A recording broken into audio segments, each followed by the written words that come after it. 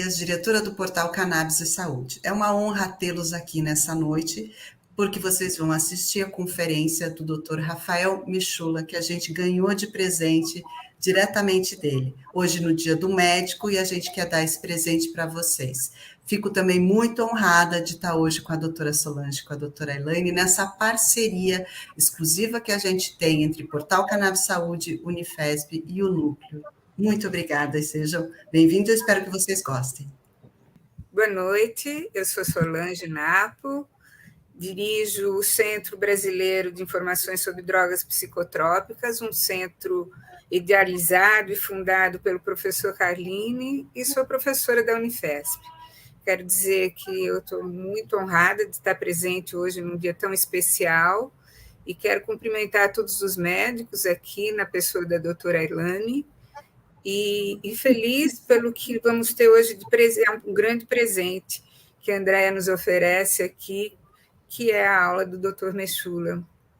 Dr. Mechoulam foi um parceiro científico do Carline, fizeram vários trabalhos juntos, o primeiro estudo clínico, placebo controlado e randomizado, os dois foram feitos pelos dois, onde se testou o canabidiol para epilepsia refratária, e então hoje eu espero que vocês gostem, porque eu tenho certeza que vai ser uma grande aula desse presente que nós vamos receber, que é o Dr. Mechoulam, enviando para o Brasil informações novas sobre o tema cannabis.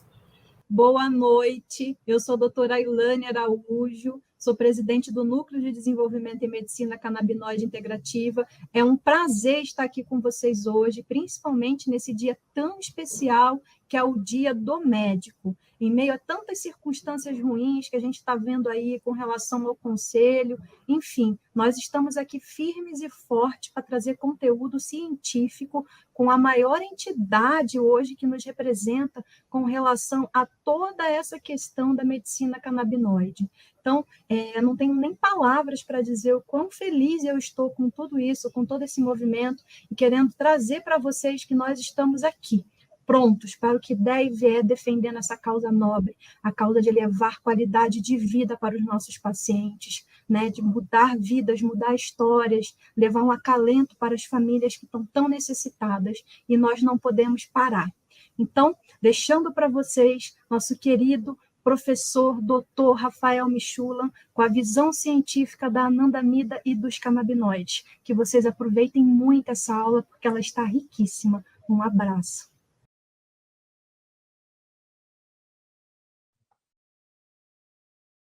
Thank you for the invitation. When we started work on cannabinoids more than 50 years ago, very, very few groups were interested. Things have changed. And they have changed for the simple reason summarized by Pacher and Kunos, two researchers at NIH in Washington. They have published that modulating endocannabinoid activity may have therapeutic potential in almost all diseases affecting humans. I doubt whether we can say this about any other system. And that's the reason that many groups look at the activity of endocannabinoids or of the plant cannabinoids from various aspects. Now, we have worked on three different types of cannabinoid research. One of them is on the plant cannabinoid. Second one is the endocannabinoid, anandamide and 2-AG. And more recently, over the last few years, in additional anandamide-like compounds. When we started work on the plant cannabinoids, essentially only two compounds had been isolated, cannabidiol and THC. Cannabinol had also been seen, but I'm not sure that cannabinol is a natural product. Anyway, cannabidiol, as you can see here, and THC are very closely related. They have essentially the same structure, except the THC has 3 rings, cannabidiol has only 2 rings, and they're completely different in their activity. While THC, as we well know, causes the effects that everybody associates with cannabis. Cannabidiol essentially is a compound that is being used today for a long list of medical reasons. Surprisingly, the plant actually doesn't synthesize either THC or CBD. It synthesizes their precursors, their acids. The plant synthesizes cannabidiolic acid. It synthesizes tetrahydrocannabinolic acid. As a matter of fact, there are two acids. There are two THC acids. You can see here, and this depends on the position of the carboxyl group. Here is the carboxyl group here and the carboxyl group here. And these compounds are not stable. They slowly convert into cannabidiol from cannabidiolic acid or THC from THC acid. And these compounds have not been investigated very thoroughly because they are not stable. And scientists don't like to work with unstable products because we don't know whether the effects seen are due to the compound itself or to a degradation product in the body. We were able recently to stabilize CBD acid by making a methyl ester, and this is putting a methyl group on the acid. And we have been able to look at the activity of this acid derivative. And together with a Canadian group, we found that it reduces depression in 2 animal models. It lowers pain with another Canadian group. So this particular compound, which is present in quite large amounts in cannabis, in the plant, is of considerable interest. And I assume that it will be used for one of these effects that we see, whether it's depression or whether it's pain. Most of the work that has been published actually is, of course, not on the acid, but on cannabidiol itself. I will not go into details. There are hundreds of papers on CBD action.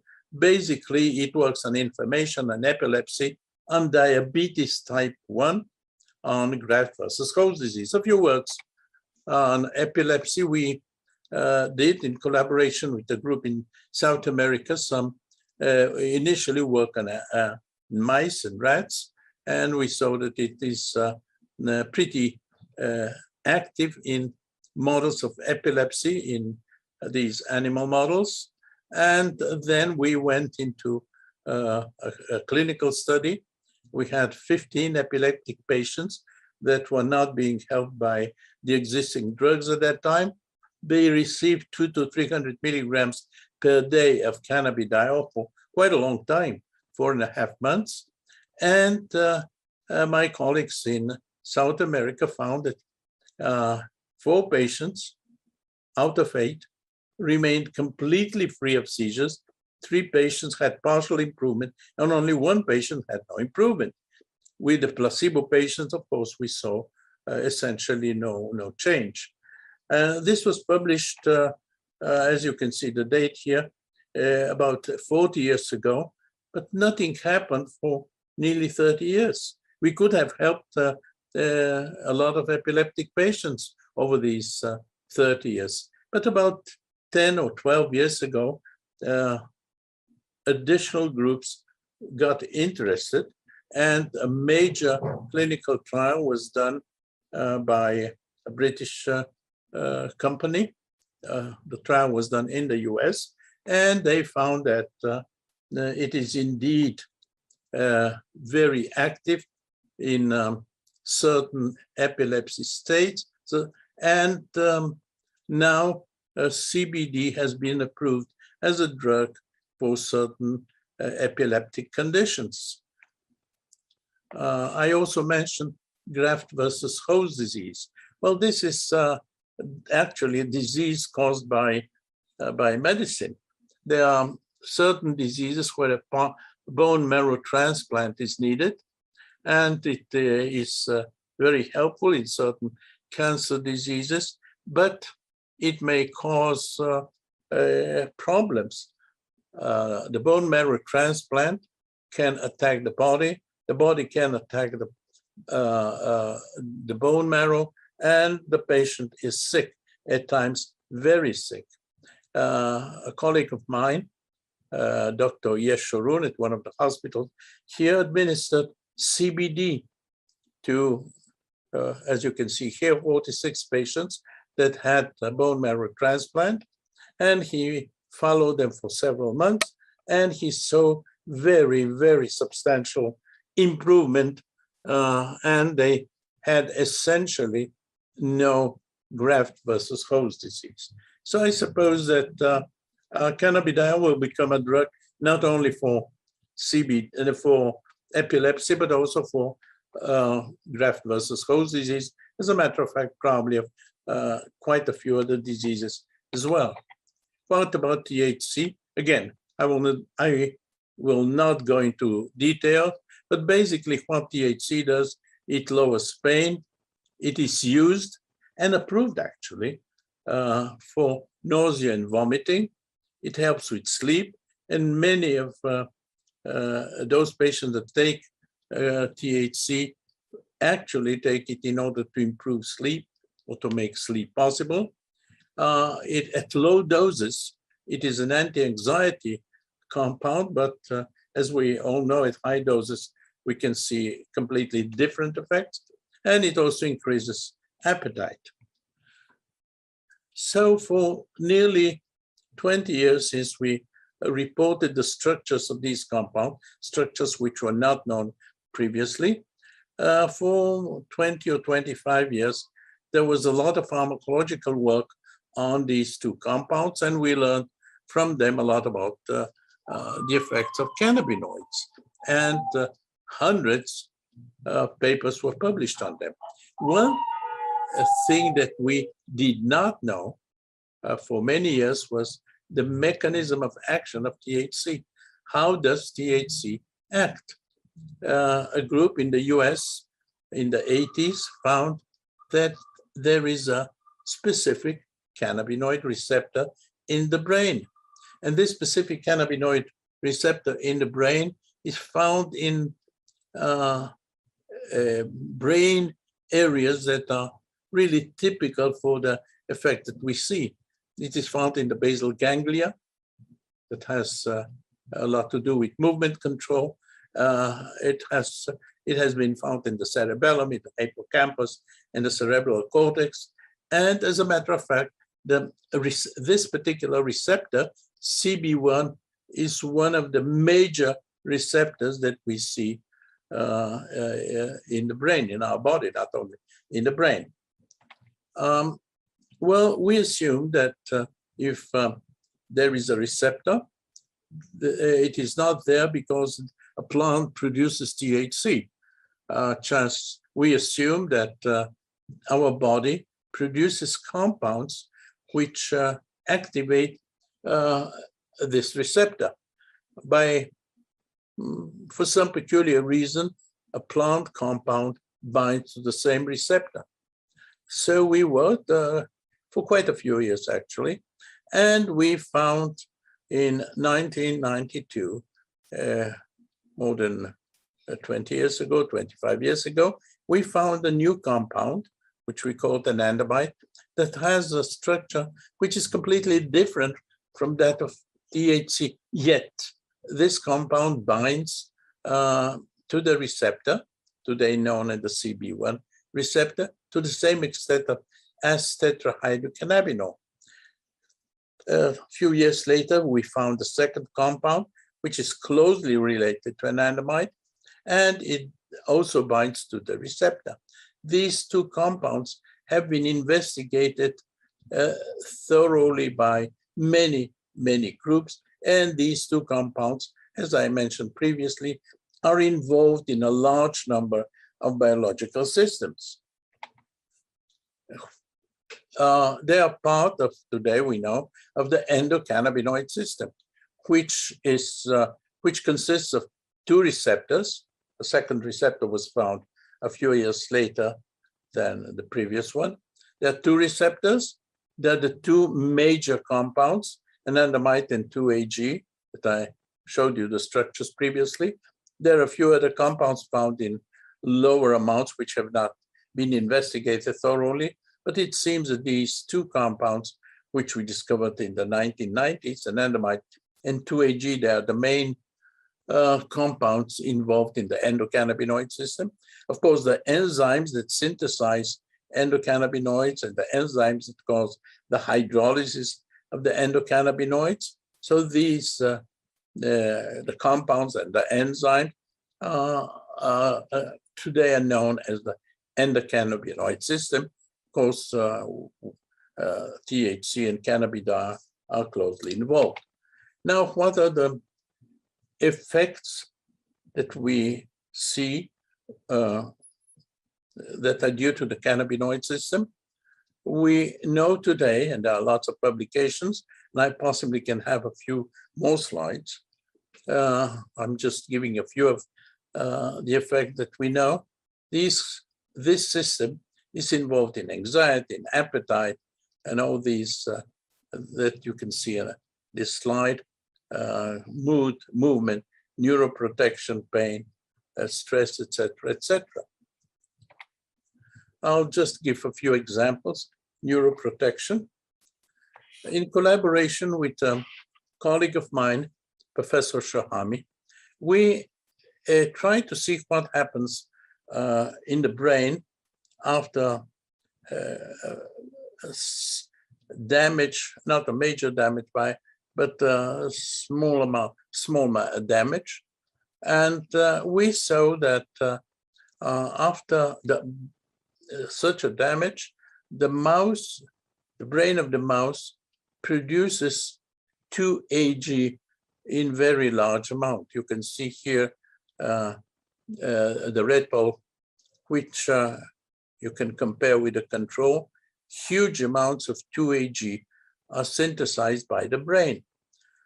Does the brain produce 2-AG because it has been damaged and doesn't know what it does?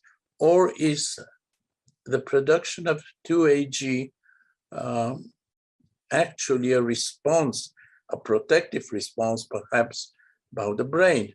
So we synthesized large amounts of 2-AG and gave it to mice that had undergone brain damage and compared them to mice that had not undergone that damage. And we saw that 2-AG, when administered to the mice, lowers the damage seen. Here you can look at the brains of mice that have received 2-AG compared to control animals, and we can see that the damage in the controls is 50% higher than those that received 2-AG.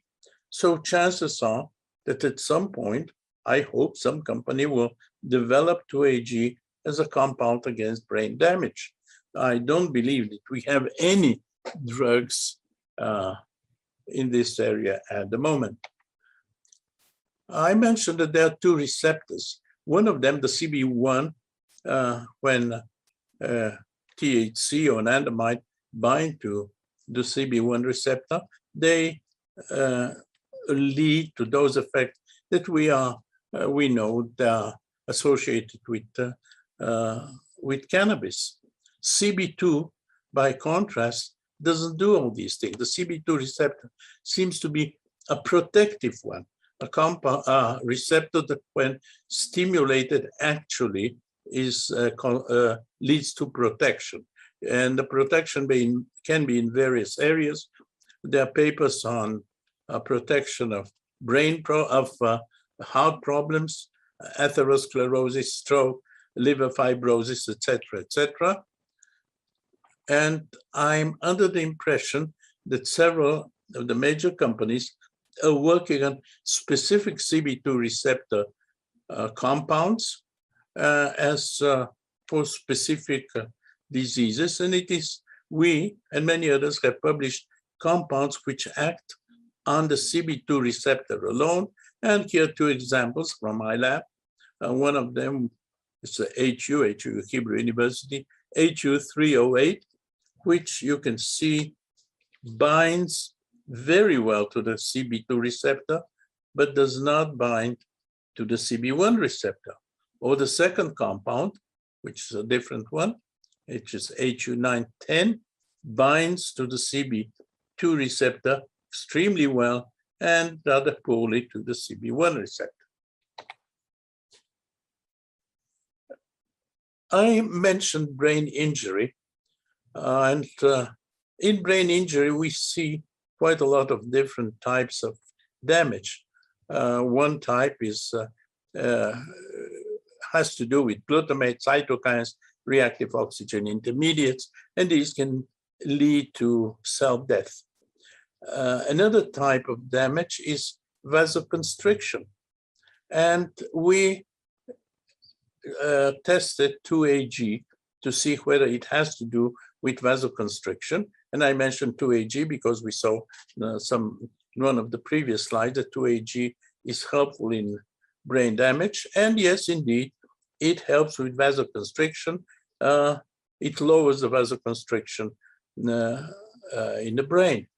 However, and we were surprised really, however, the total extract of the brain was much better than 2-AG alone. So we assumed maybe we have another compound, much more active compound than 2-AG, which works on the vasoconstriction, vasodilation.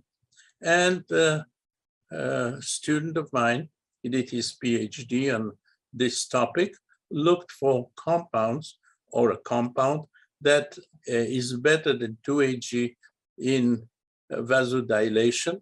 And after quite a few years of work, we were able to identify a compound, the structure, we isolated and elucidated the structure. It is arachidonylserine. It is very close to anandamide. Both compounds are derivatives of arachidonic acid. This here is the arachidonic acid. Both are bind to, in this case, ethanolamine, and in this case, exactly the same, but with a carboxyl group here. Essentially the same compound as anandamide, but ARA-S, arachidonylserine, does not bind to the receptors and is much more potent than anandamide in the vasoconstriction. And you can see that the three compounds, the anandamide, the 2-AG, and ARA-S, arachidonylserine, ARA-S, very closely related, but they have different activities. I mentioned head trauma, so we looked at a few additional compounds present in the brain that may act on brain trauma, and we found that ARA-S, as I mentioned, the ARA-S previously, is pretty good in lowering brain trauma. It is as active as 2-AG. Surprisingly, two very closely related compounds, also present in the brain, are essentially inactive.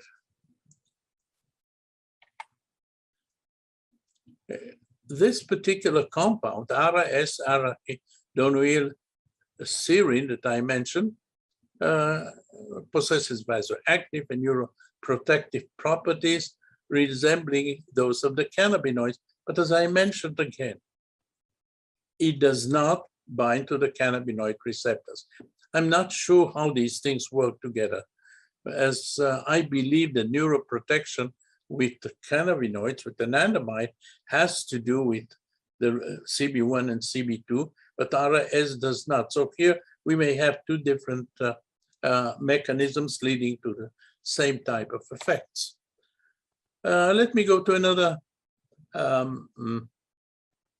field which cannabinoids are involved. It has been published, and there are several papers on this, that in Greece, Greek peasants seem to have less osteoporosis than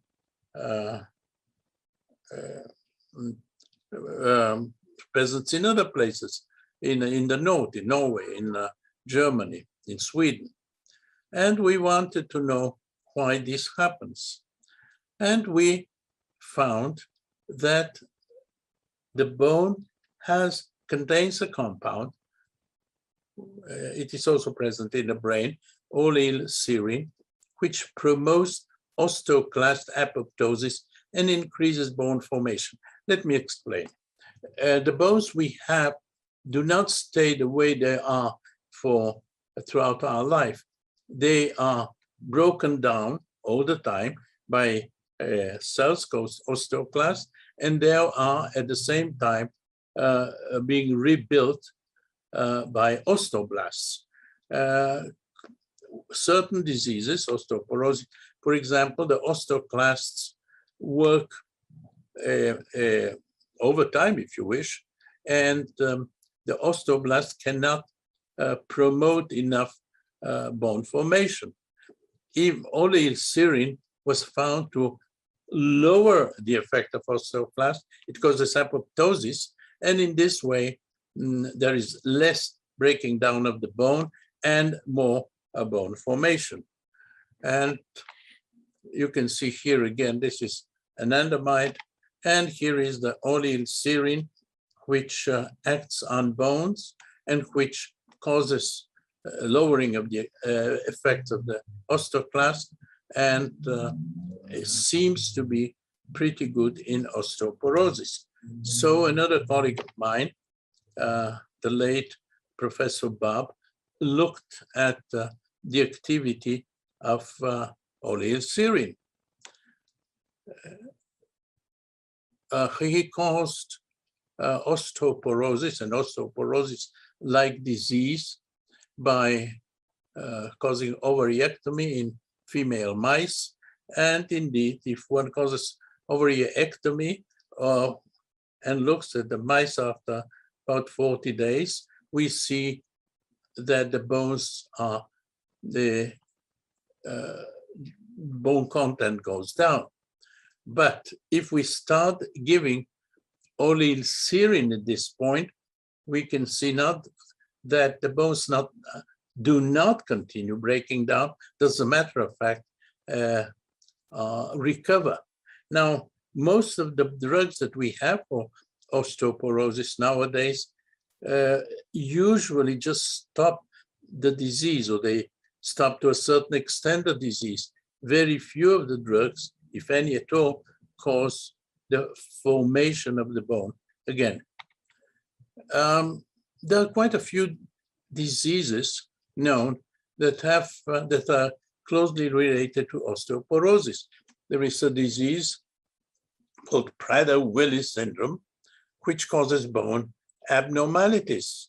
They are closely related to osteoporosis. Of course, the Prader-Willi symptoms has a lot of other effects, but I'm speaking of the bones alone. And it was found that in Prader-Willi syndrome, the body produces lower amounts of oleo-serine. So when my colleague, Yossi Tam, who is a specialist in this area, started administering oleo-serine to animals that have the Prader-Willi syndrome, they most definitely caused enhancement of bone formation and improvement of the bone disease. Now, all these compounds I mentioned, all these anandamide-like compounds I mentioned, are not very stable. All of them are amides that can be attacked by amidases, and therefore I doubt whether they can be used as drugs on their own. So we prepared a few derivatives. Now, I wouldn't go into the chemistry. One of them is a HU671, in which the amide bond is kind of protected, and the enzyme does not attack it as easily as in the compounds I mentioned, or in serine, for example. And indeed, the 6, 7, 8 exhibits high efficacy in reversing the osteoporosis, and it is active in the Prader-Willi syndrome. Let me move to another field. One of the major problems we have in medicine today is that many of the microbes we have antibiotic resistance. And if we cannot overcome this major problem, we shall probably be back as if we were in the 1930s with microbes that we cannot attack by antibiotics. We try to see whether our body has a way to work against this microbial resistance. And after quite a lot of work, which was done in the lab of Professor Sternberg in collaboration, we found that methicillin, an antibiotic, against which certain staphylococci or streptococci have become resistant, we can enhance the activity of the antibiotic if we give the antibiotic together with anandamide or ARA-S, the same compound I mentioned previously, arachidonyl serine. We found that ARA-S really can overcome the microbial resistance of these particular microbes. We are looking at many additional microbes at the moment. We're looking at additional compounds, but this may be a very promising field or promising way of overcoming microbial resistance. And here again is anandamide, 2-AG, and ARA-S, which I mentioned previously. What is the mechanism? How does ARA-S do that? Well, when microbes are attacked by an antibiotic, one of the ways they can resist is by producing a biofilm. Millions of microbes get together, they form a biofilm, which is not attacked by the antibiotic. The ARA-S prevents the biofilm formation by altering the surface of the cell without actually killing the bacteria.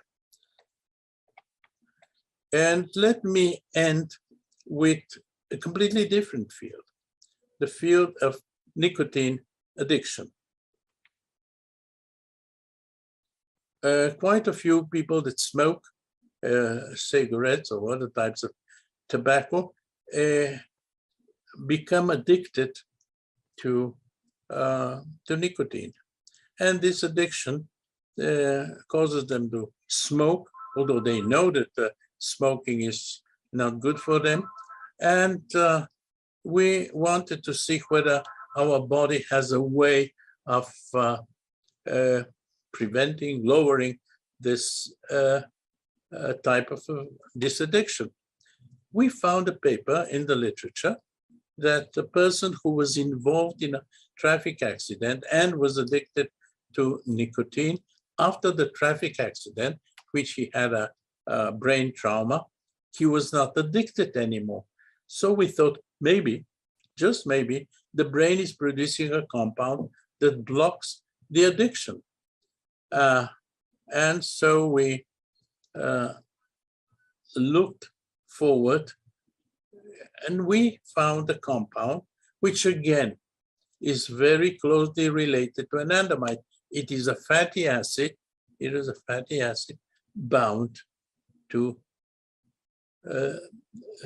this part here, to this forming an amide. And a colleague of of ours in the UK, in Canada, went ahead looking whether this compound indeed, those models of addiction is active. As a matter of fact, and I want to stress this again, I mentioned several times that I work with colleagues. All my work is done in collaboration with friends and colleagues. In this case, in the field of addiction, we are a group of 4 labs. In addition to my own lab, a lab in the US, a lab in Canada, and a lab in Italy, and we work together. And the lab in Italy actually found a compound from a brain, and the group in Canada worked on the addiction process. Dr. Parker, a Canadian, looked at the conditional praise preference in an animal model of addiction. Conditional praise preference is a relatively simple way of measuring addiction. Mice or rats are given the option to go to food with or go to food with nicotine. At the beginning, they go 50% to one part of to the nicotine containing food, the other, and 50% to the food that does not contain nicotine.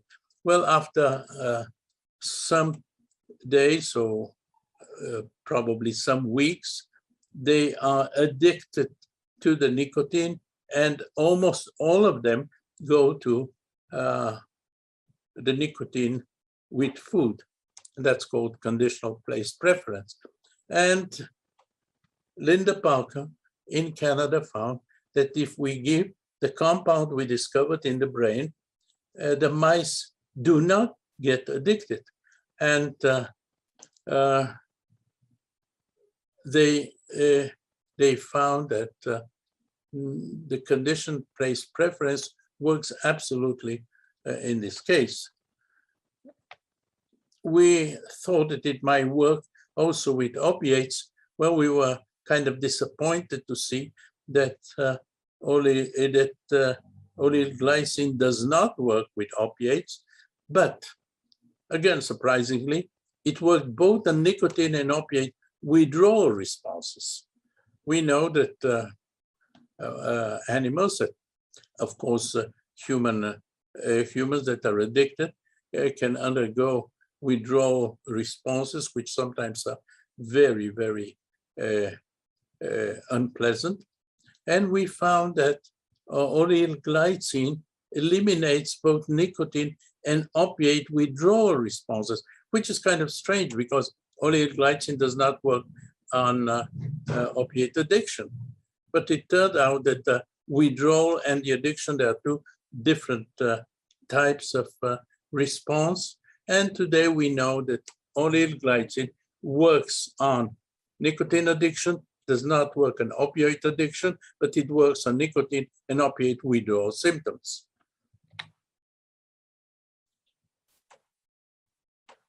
And here is what Linda Parker wrote. Morphine withdrawal reactions were accompanied by suppressed endogenous levels of oleoyl glycine in different parts of the brain. Well, oleoyl glycine is again an amide, and as I mentioned before, amides can be easily attacked by amidases. So we decided to, again, try to suppress this enzyme reaction by having a metal group not far from the amide. And so we synthesized the compound. This is oleoyl glycine. And this is an oleoyl glycine with a metal group, so it becomes alanine, oleoyl alanine. And this compound turned out to be more active for a longer period and then oleoyl glycine itself. So we found that oleoyl alanine is not only more stable, but it's also more potent anti-withdrawal molecule than oleoyl glycine. And I am under the impression that this compound may or should become a drug. Well, as I mentioned before, on the basis of what I've been telling you, we assume that the exogenous administration of oleoyl glycine or oleoyl alanine may be beneficial for the prevention of nicotine addiction and nicotine and opiate withdrawal. Well, let me summarize what I've been talking about. The endocannabinoids are involved in a large number of physiological processes, and THC, which is a plant cannabinoid, just mimics their actions. CBD derivatives may lead to a wide spectrum of novel drugs. Endocannabinoid-like compounds may lead to better understanding of biological processes as well as novel drugs, and CB2 specific agonists may lead to a wide spectrum of novel drugs, may be part of a general protective system. And I want to thank my collaborators in Israel. These are fellows in my lab. There are many other labs, other professors in Jerusalem that I collaborate. I mentioned my work with Professor Bar, Professor Shohami, and some in other academic institutes in Israel. And I work with a lot of collaborators abroad from the UK, at Aberdeen, Roger Pertwee. You can see the names of many of these, and I thank them, and I thank you.